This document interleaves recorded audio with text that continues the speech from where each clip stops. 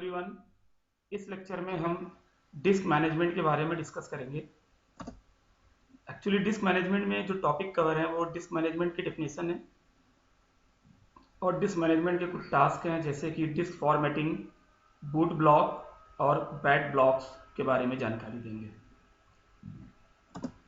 Disc management is a utility built into different operating system which can be used to create, delete, format, partitions, assign drive letters and much more. Disc management एक utility होती है जो operating system में combine होती है, जिसका काम होता है पार्टीशन को क्रिएट करना, डिलीट करना और फॉर्मेट करना और ड्राइव लेटर असाइन करना, जैसे सी ड्राइव, डी ड्राइव वगैरह होती हैं। The operating system is responsible for several other aspects of disk management too. Operating system disk management के और सारे पक्ष से भी कंसर्न है। Here we discuss disk initialisation, booting from disk and bad blocks recovery.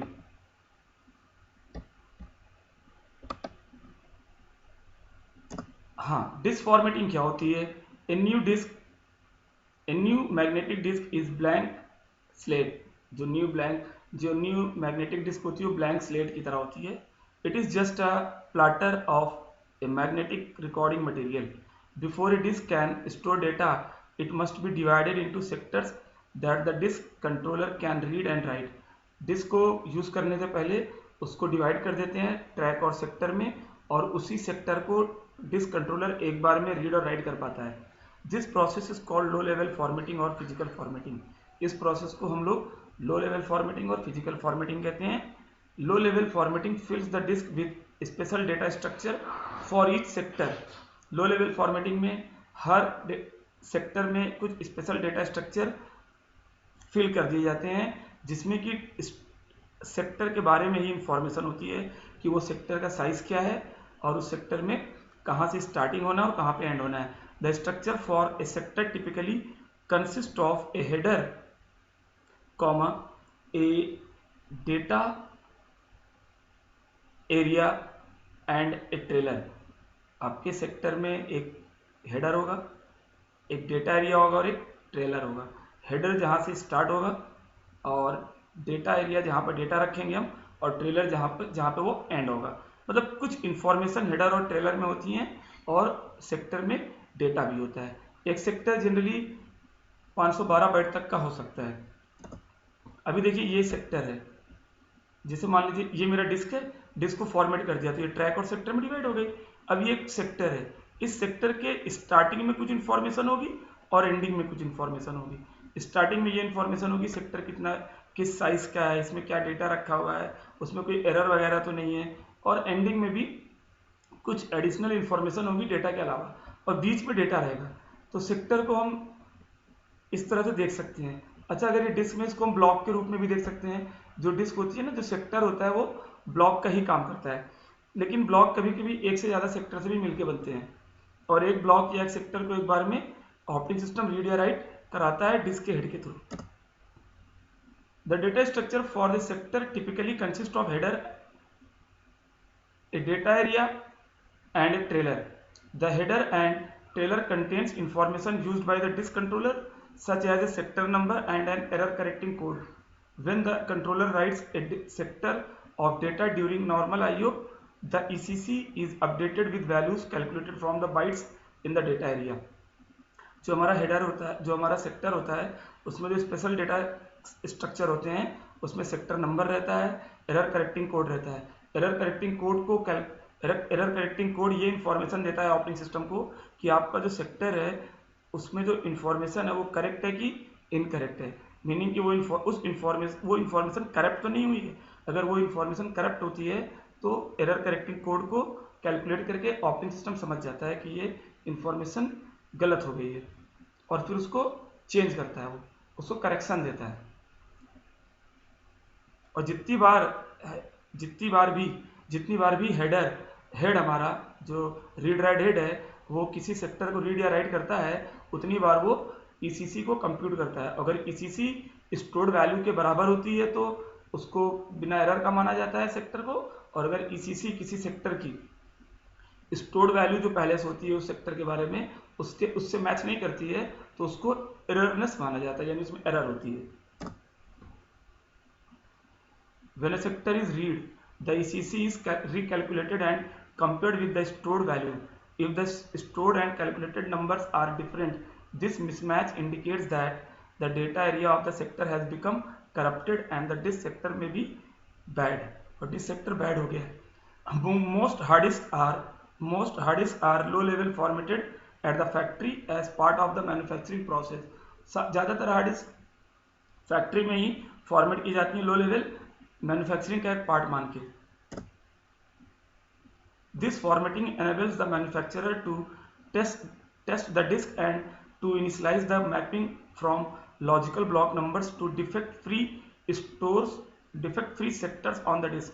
और ये जो फॉर्मेटिंग होती है ये लॉजिकल ब्लॉक को डिफेक्ट फ्री सेक्टर में कन्वर्ट कर देती है जिसमें कि हम डेटा रखते हैं।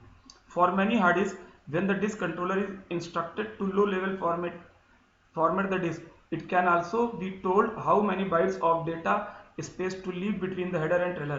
जब कोई हार्ड डिस्क फॉर्मेट होती है तो डिस्क कंट्रोलर ऑपरेटिंग सिस्टम को इंस्ट्रक्ट करता है, निर्देश देता है कि जो सेक्टर है उसमें हेडर और ट्रेलर के लिए कितनी जगह जाएगी और एक्चुअल डेटा रखने के लिए कितनी जगह बनाई जाएगी। It is usually possible to choose among a few size. ये कुछ साइजेस फिक्स हैं, उन्हीं में से चूज कर लिया जाता है, जैसे कि 256 बाइट, 512 बाइट या 1024 बाइट तक का एक सेक्टर हो सकता है। Formatting a disk with a larger sector size means that fewer sectors can fit on each track. अगर ज़्यादा सेक्टर हम बनाते हैं तो track formatting a disk with larger sector, अगर हम सेक्टर का साइज बड़ा करते हैं तो नंबर ऑफ सेक्टर कम हो जाते हैं। भाई जैसे आप अपनी आपका एक प्लॉट है उस पर आप रूम बड़े बड़े बनाओगे तो नंबर ऑफ रूम कम हो जाएंगे, और अगर रूम छोटे छोटे बनाओगे तो नंबर ऑफ रूम ज़्यादा बनेंगे। तो उसी के सिमिलर अगर हम सेक्टर को बड़े बड़े बनाएंगे तो नंबर ऑफ सेक्टर्स कम होंगे, और छोटे सेक्टर बनाएंगे तो नंबर ऑफ सेक्टर ज़्यादा होंगे हर एक ट्रैक पर। But it also means that fewer headers and trailers are written on each track and more space is available for user data. हमारा जो हेडर और ट्रेलर होता है उसमें कम इंफॉर्मेशन लिखी जाती है ताकि ज़्यादा से ज़्यादा स्पेस डेटा रखने के लिए अवेलेबल हो। Some operating system can handle only a sector size of 512 byte. कुछ ऑपरेटिंग सिस्टम 512 बाइट के ही सेक्टर को हैंडल कर पाते हैं। Before it can use a disk to hold files, the operating system still need to record its own data structure on the disk. Disk पे अपना file store करने से पहले ऑपरेटिंग सिस्टम अपने डेटा स्ट्रक्चर को रखने की जगह बना लेता है। It does so in 2 steps, ये 2 स्टेप में होता है। The first step is to partition the disk into 1 or more group of cylinder. पहले स्टेप में हार्ड डिस्क को पार्टीशन करते हैं यानी ड्राइव बनाते हैं। The operating system can treat each partition as though it were a separate disk, और हर पार्टीशन को ऑपरेटिंग सिस्टम एक सेपरेट डिस्क की तरह ट्रीट करता है। For instance, one partition can hold a copy of operating system executable code while other hold user file. Example के लिए एक पार्टीशन ऑपरेटिंग सिस्टम प्रोग्राम को रखता है और बाकी पार्टीशन यूजर की आपकी फाइल को रखते हैं। ये सारी बातें हम लोग फॉर्मेटिंग के अंतर्गत क्या होता है इसमें जान रहे हैं। The second step is to logical formatting or creation of file system. Second step में फाइल सिस्टम क्रिएट होता है। फाइल सिस्टम हम लोग डिस्कस कर चुके हैं। In this step the operating system stores the initial file system data structures onto the disk. इसमें file system hard disk से बनता है कि these data structures may include maps of free and allocated space and an initial empty directory। ये data structure allocated space को और free space को record करता है, कितना स्पेस allocated और कितना फ्री है। allocation और free space मैनेजमेंट हम लोग डिस्कस कर चुके हैं पहले लेक्चर्स में। अब देखिए बूट ब्लॉक्स क्या होते हैं। बूट ब्लॉक हमारी डिस्क के वो ब्लॉक होते हैं जो उस प्रोग्राम को, उस कोड को होल्ड करते हैं जो कोड सिस्टम को बूट कराता है। ठीक है। For a computer to start running for instance when it is powered up or rebooted it must have an initial program to run. कोई भी कंप्यूटर जब ऑन होता है तो उसके पास एक इनिशियल प्रोग्राम होता है जिसको रन करना होता है। This initial bootstrap program tends to be simple, बहुत सिंपल प्रोग्राम होता है। It initialises all aspect of the system, ये सिस्टम के हर एक पक्ष को इनिशियलाइज कर देता है, from CPU register to device controller and the content of main memory and then start the operating system. CPU के रजिस्टर, डिवाइस कंट्रोलर, रैम के कंटेंट और यहाँ तक कि फिर वो ऑपरेटिंग सिस्टम को स्टार्ट कर देता है। बूट ब्लॉक में वो प्रोग्राम होता है जो CPU को इनिशियलाइज करेगा, मेमोरी इनिशियलाइज कर देगा, हार्ड डिस्क इनिशियलाइज करेगा और आपके ऑपरेटिंग सिस्टम को बूट करा देगा। To do this job the bootstrap program finds the operating system kernel on disk. इस जॉब को करने के लिए जो बूटस्ट्रैप प्रोग्राम होता है वो एक्चुअली रॉम में होता है, अभी आगे डिस्कस करेंगे। वो पहले हार्ड डिस्क पर ऑपरेटिंग सिस्टम के कर्नल को ढूंढता है।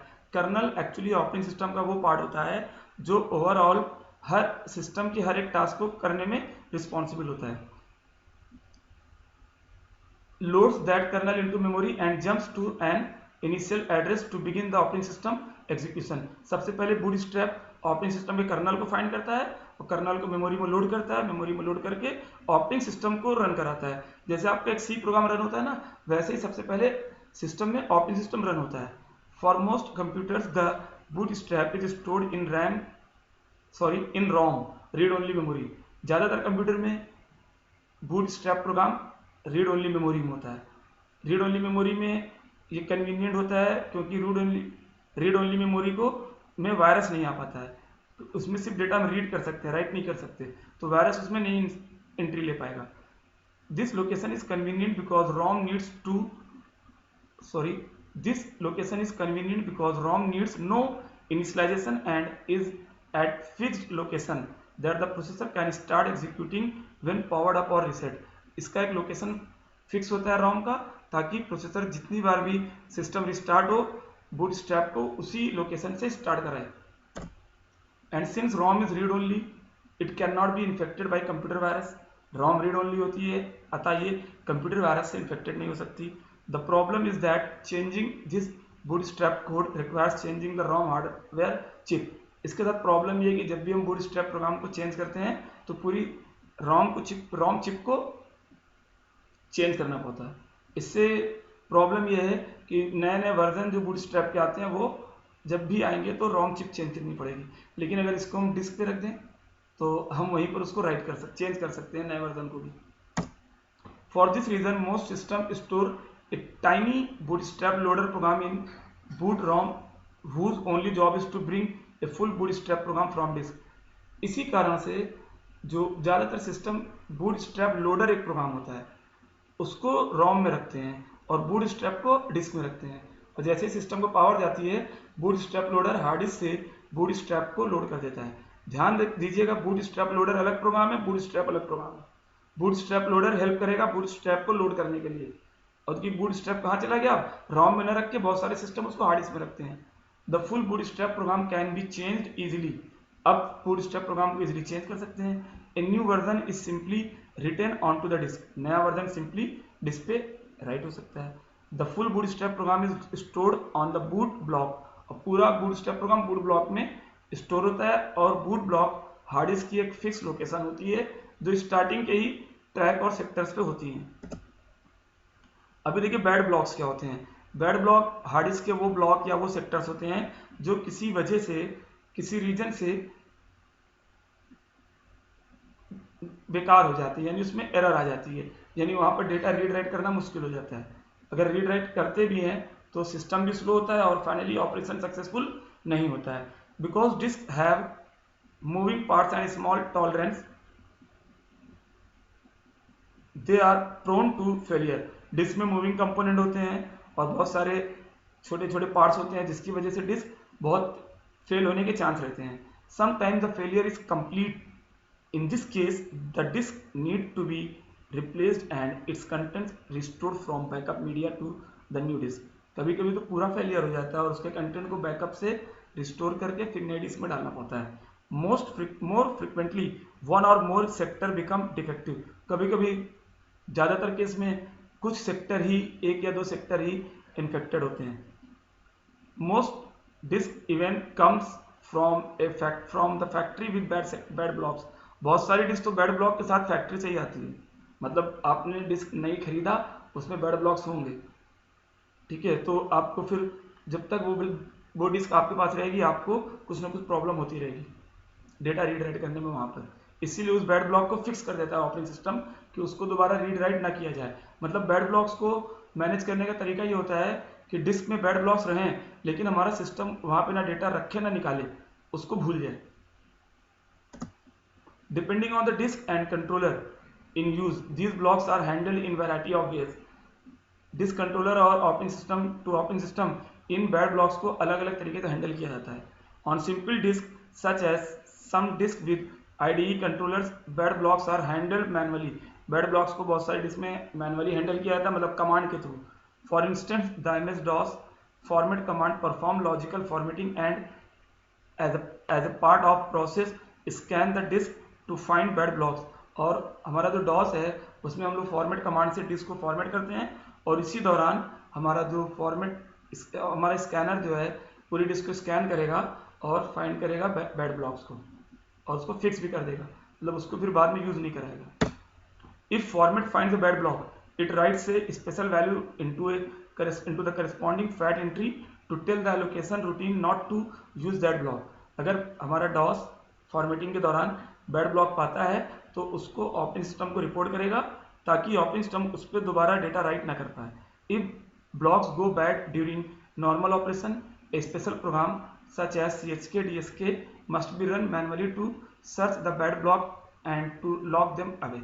अगर आपका सिस्टम काम कर रहा है और उस दौरान कोई बैड ब्लॉक हो गया तो उसको CHK DSK यूटिलिटी के थ्रू रिपेयर करते हैं या उसको हटा देते हैं, मतलब उसको फिक्स कर देते हैं किसी जगह पे, वो यूज नहीं होता है आगे। Data that resides on the bad block usually are lost.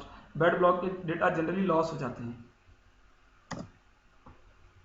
A typical bad sector transaction might be as follows. एक टिपिकल बैड सेक्टर ट्रांजेक्शन इस तरह से हो सकता है, मतलब ऑपरेटिंग सिस्टम बैड सेक्टर को ऐसे हैंडल करता है। मान लीजिए कोई बैड सेक्टर 87, ब्लॉक नंबर 87 है, वो बैड हो गया है, ठीक है, तो क्या होगा? The operating system tries to read logical block 87। Operating system logical block 87 को रीड करने का प्रयास करेगा। The controller calculate the ECC and finds that the sector is bad. Controller ECC error correcting code को कैलकुलेट करेगा और अगर ये पाया कि सेक्टर बैड है, it report this finding to the operating system. इस फाइंडिंग को ऑपरेटिंग सिस्टम को बताया जाएगा। The next time the system is rebooted, a special command is run to tell the controller to replace the bad sector with a spare। और अगली बार जब आपकी system boot होगा तो कंट्रोलर को बताएगा कि उस बैड ब्लॉक को, बैड सेक्टर को कहीं रिप्लेस कर दे किसी और सेक्टर से, ताकि जब अगली बार उसको रीड राइट करना हो तो हम उस ब्लॉक को न रीड राइट करें बल्कि जहां उसके डेटा को रिप्लेस किया गया है वहां से रीड राइट करें। मतलब उस ब्लॉक के डेटा को कहीं और रिप्लेस कर देंगे और अगली बार जब उस ब्लॉक को 87 को रेफर करेंगे तो 87 से हमको पता चल जाएगा कि इस ब्लॉक की इंफॉर्मेशन कहीं और राइट कर दी गई है। After that whenever the system requests a logical block 87, the request is translated into a replacement sectors addressed by the controller। इस लेक्चर में इतना ही। Thank you.